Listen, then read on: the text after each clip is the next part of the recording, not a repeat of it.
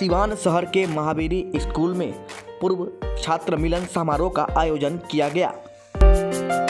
हम अपने बालकों को उन दायित्व से बोध कराना चाहते हैं कि शिक्षा ग्रहण करने के बाद यहाँ से वह देश के लिए, अपने समाज के लिए, अपने परिवार के लिए कुछ कर सके, यह दायित्व बोध उनको हो और स्वामी जी के मार्ग प्रेरणा से हम कार्य को आगे बढ़ाएं।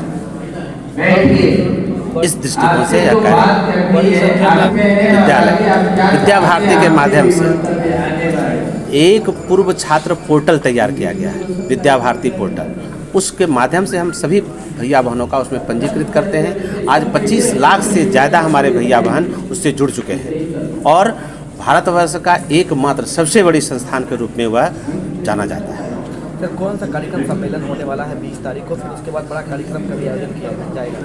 अभी संपूर्ण बिहार प्रदेश के जितने भी पूर्व छात्र हैं उनका पटना में अपना जो सैनिक स्कूल है, केशव सरस्वती विद्या मंदिर पटना, उसमें अपने माननीय राष्ट्रीय स्वयंसेवक संघ के सर सहकारवाह जी का उद्बोधन होना है। उसमें सभी पूर्व छात्रों को लगभग 10,000 छात्रों को आमंत्रित किया गया है। सर, क्या ऐसा लगता है कि जो ये छात्र जो हैं, जो बड़े बड़े जगहों पर अपना नाम रोशन करा रहे हैं, अपने विद्यालय का नाम रोशन करा रहे हैं, उन छात्रों के एक बहुत बड़ा सम्मेलन करा जाए, उसमें उनको सम्मानित भी किया सर, क्या ये एक अलग मैसेज भी जाए ताकि समाज को? जी, इसकी योजना बन रही है कि 2025 में हम सबों का यह 100वां वर्ष होने वाला है। इस माध्यम से हम अपने भैया बहनों के माध्यम से संपूर्ण देश में समाज जोड़ने का कार्य और सामाजिक कार्य के लिए हम सभी भैया बहनों को तैयार करने वाले हैं। सर, पूर्व छात्रों से क्या कहना चाहेंगे जो जानकारी नहीं मिल पाई, जुड़े? ऐसे भैया बहनों को मैं संदेश देना चाहता हूँ कि आप विद्या भारती के छात्र, पूर्व छात्र के माध्यम से आप वहाँ के एक कार्यकर्ता के रूप में विकसित हों। आप कहीं भी रहें, कहीं भी कार्य करें, लेकिन आपका उद्देश्य है इस समाज सेवा और राष्ट्र निर्माण का कार्य आप कीजिए। इस विद्यालय के जो पूर्व छात्र है और जो स्वावलंबी है, स्वयं कोई वृत्ति में है या नौकरी में है, उन लोगों का एक मिलन समारोह हम लोग रखे हैं। फरवरी में हम भव्य जितने हमारे पूर्व छात्र हैं भैया बहन, उनका हम एक बृहद सम्मेलन करने वाले।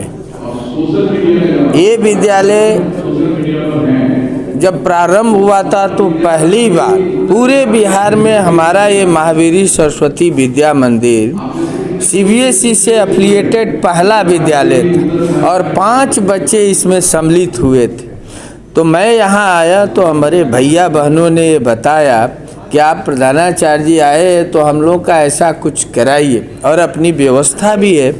तो हमने जो है ये पूर्व छात्रों का एक जो स्वावलंबी है उनका मिलन समारोह रखा, इसलिए कि हम शिक्षा के माध्यम से जो मानव निर्माण की प्रक्रिया करते हैं, इस देश का भावी भविष्य हम जो तैयार करते हैं, देश का नागरिक कैसा हो, देश के प्रति, राष्ट्र के प्रति, परिवार के प्रति, समाज के प्रति, स्वयं के प्रति वो कैसा व्यक्तित्व बन कर के निकले, जिसकी आज आवश्यकता है। और भारत में या और जगहों पर जहां हमारे सरस्वती शिशु विद्या मंदिर चलते हैं, उसका उद्देश्य यही है कि जो इस देश का बालक तैयार हो वो इस देश के मिट्टी को समझे। ये मिट्टी नहीं है, भारत माँ है, भारत माँ के रूप में समझे। माता भूमि पुत्रो अहम पृथिव्या का भाव लेकर के चले और कल का भविष्य वो है, कैसा भारत बनाना है, आज पूरे विश्व में भारत कैसा हो, इसकी एक कल्पना, एक उद्देश्य लेकर के ये रखा गया है।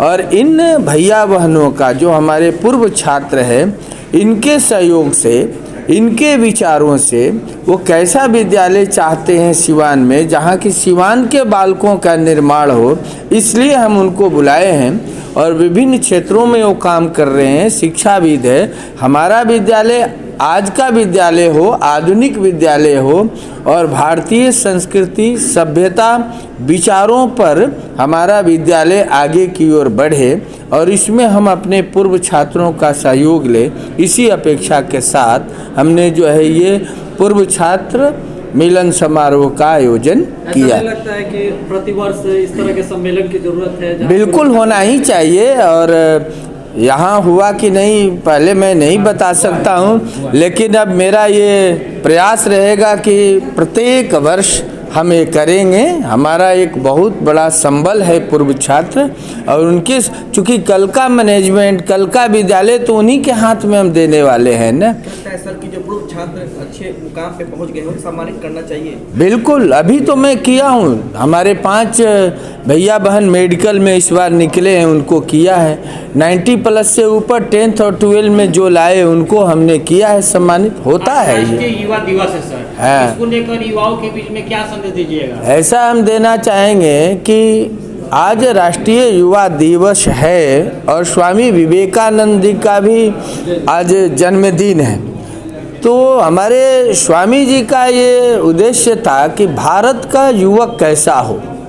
तो पहला उनका उद्देश्य था कि भारत का युवक शारीरिक दृष्टि से स्वस्थ हो।